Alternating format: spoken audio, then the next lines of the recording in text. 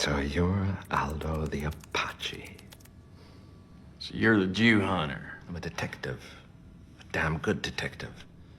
Finding people is my specialty, so naturally I worked for the Nazis finding people, and yes, some of them were Jews, but Jew hunter? Just a name that stuck. Well, you do have to admit, it is catchy. Do you control the nicknames your enemies bestow on you? Aldo the Apache and the Little Man? What do you mean, the little man? German's nickname for you. The German's nickname for me is the little man? And as if to make my point, I'm a little surprised how tall you were in real life. I mean, you're a little fella, but not circus midget little as your reputation would suggest. Where's my man? Where's Bridget von Hammersmark? Well, let's just say she got what she deserved. And when you purchase friends like Bridget von Hammersmark, you get what you pay for.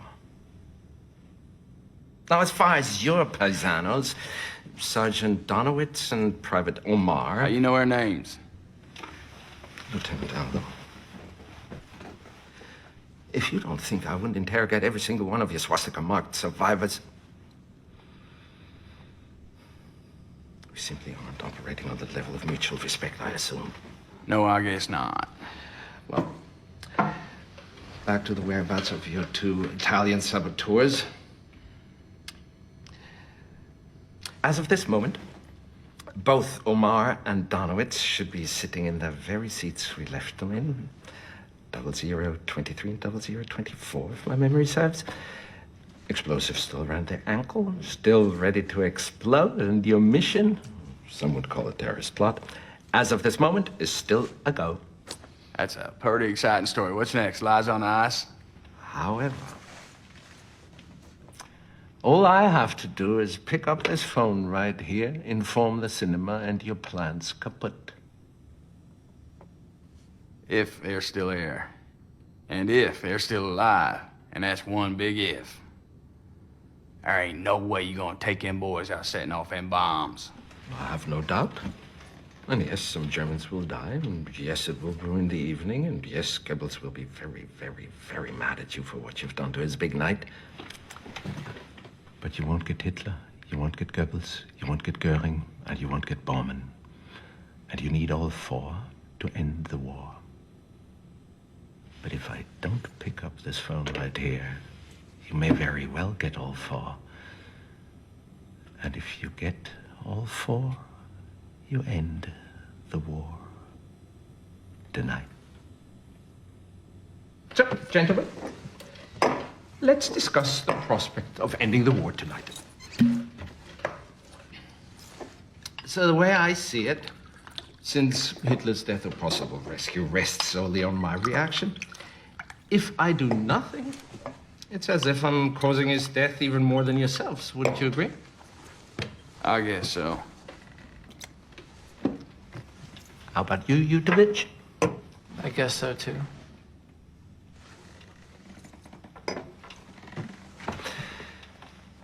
Gentlemen, I have no intention of killing Hitler and killing Goebbels and killing Goering and killing Bormann, not to mention winning the war single-handedly for the Allies, only later to find myself standing before a Jewish tribunal.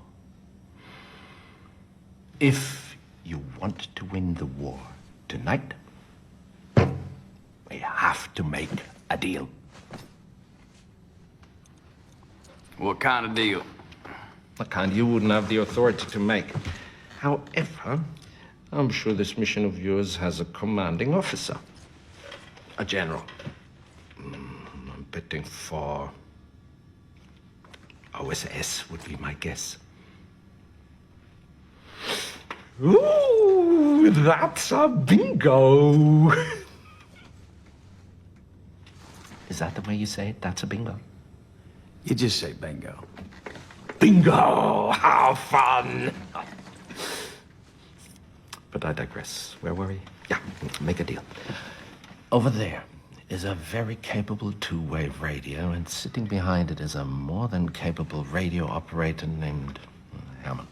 Get me someone on the other end of that radio with the power of the pen to authorize my, let's call it, the terms of my conditional surrender, if that tastes better going down.